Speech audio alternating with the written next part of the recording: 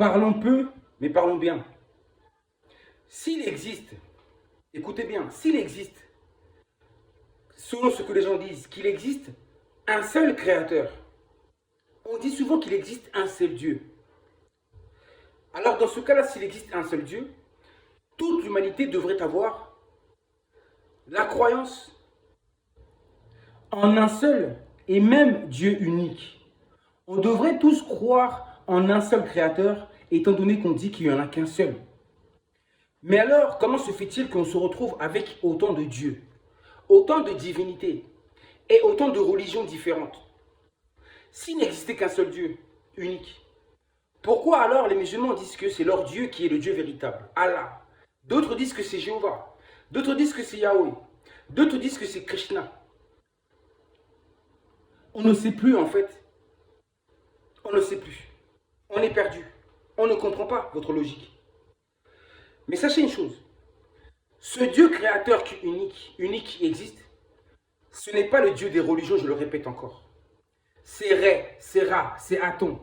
C'est le Dieu vivant, le Dieu soleil. C'est Moï, comme on dit chez moi, Moï, le soleil. S'il n'existe qu'un créateur unique, alors dites-moi pourquoi Yahweh est différent de Jéhovah.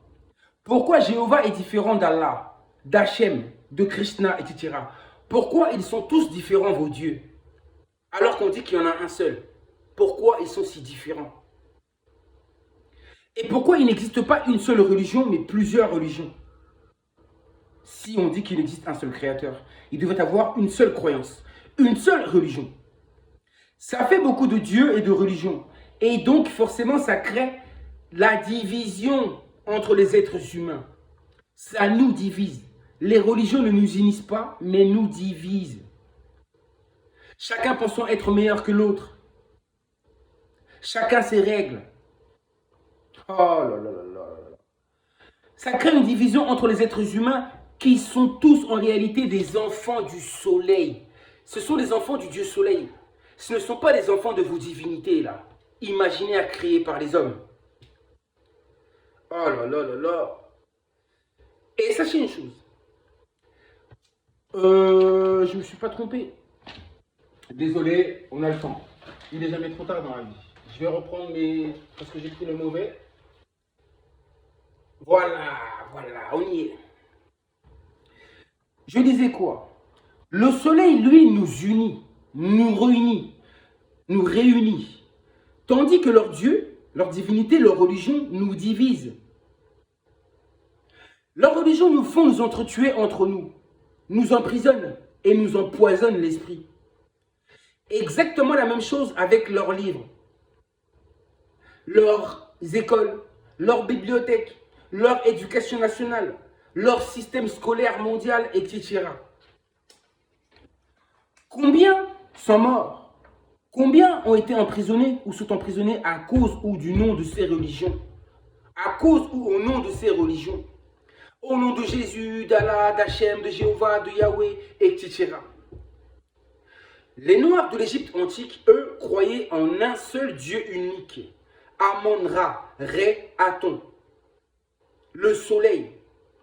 Et ils croyaient aussi, écoutez bien attentivement, je vais faire un lien entre le soleil et Horus, le pharaon noir. Alors, voilà. Ils croyaient en un seul Dieu unique, Amon-Ra, Ré, Aton, y compris à Horus, le grand pharaon noir. Tarka, sachez-le, Tarka est le premier grand pharaon, c'est lui qui a créé les pyramides. Vous vous demandez comment ont été créées les pyramides? Les pyramides ont été créées par Tarka, alias Horus.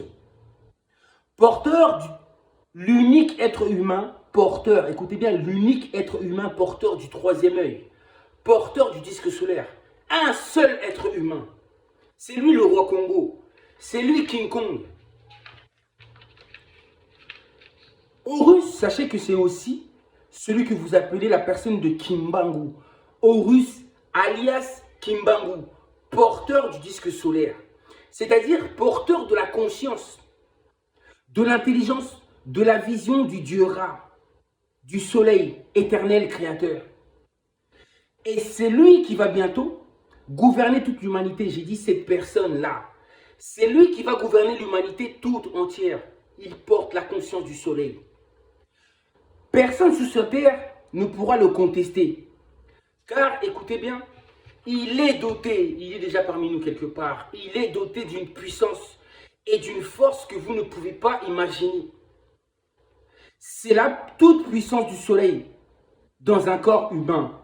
Écoutez bien, c'est la toute puissance. C'est l'esprit du soleil dans un corps humain.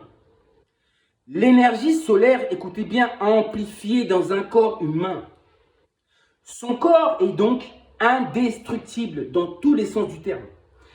Il a la capacité de tout voir, de tout ressentir, de tout comprendre. On ne peut pas le tromper. Il peut faire des choses que personne d'autre ne peut faire. Il sait des choses que l'on ne peut même pas imaginer. Il a des pouvoirs, des capacités que nous n'avons pas. Et c'est lui le bâtisseur des pyramides. Lui le grand civilisateur et créateur à l'image du Dieu Soleil. Il a une capacité de création digne du Soleil. C'est un grand créateur. Et vous savez, toutes les créations qui existent, les ordinateurs, les voitures, tout ce que vous voyez comme technologie, appartenait déjà à Horus, à Kimbangu. Et toutes ces créations ont été volées dans la bibliothèque d'Alexandrie à l'époque, oui, de l'Égypte pharaonique. La bibliothèque d'Alexandrie, ils ont volé toutes les créations du grand pharaon qui se trouvait là-dedans, toutes les créations de Kimbangu, y compris tous les sports qui existent. C'est la création de Kimbangu qu'ils ont volé. Ça ne leur appartient pas. Et j'ai dit, Kimbangu va récupérer tout ce qu'on lui a volé. Tout ce qu'on lui a pris lui seront rendus. Vous comprenez pourquoi ils ont tellement peur de cette fameuse et seconde venue de Kimbangu, Horus. Sa seconde venue, mais en fait il est déjà venu plusieurs fois. Mais nous on dit la première venue en tant que Kimbangu. Mais il a toujours été là. Il a toujours été là. Oui, Osiris, il a toujours été là depuis. Depuis l'Égypte antique. Depuis l'Antiquité. Alors, disons plutôt cette fameuse seconde venue. Beaucoup de gens ont peur. Cette seconde venue où il était censé revenir. Vous commencez qu'il avait, pour finir ce qu'il a, il est revenu tout simplement pour finir ce qu'il avait commencé. Pour accorder l'indépendance au peuple du Congo et au peuple et aux Noirs de l'Afrique. Leur redonner tout simplement aussi leurs terres qui leur ont été volées, en partie. Et pour guider aussi toute l'humanité. Il vient aussi pour délivrer l'humanité et pour guider l'humanité sur le droit chemin. Afin que nous soyons enfin heureux. Le Dieu Soleil, sachez-le, est très en colère. Et quand il est en colère, ça veut dire que le roi divin Congo aussi est en colère.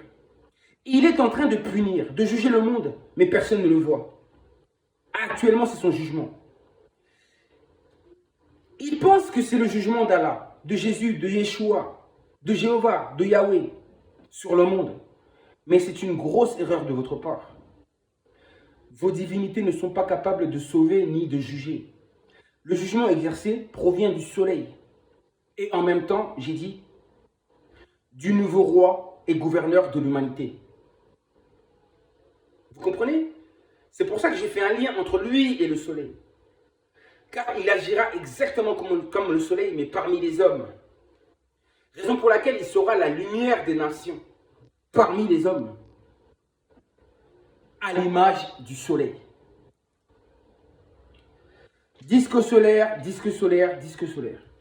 Je vous dis à très bientôt pour une prochaine vidéo et un autre sujet. Continuons l'élévation spirituelle ensemble. On vaincra ensemble.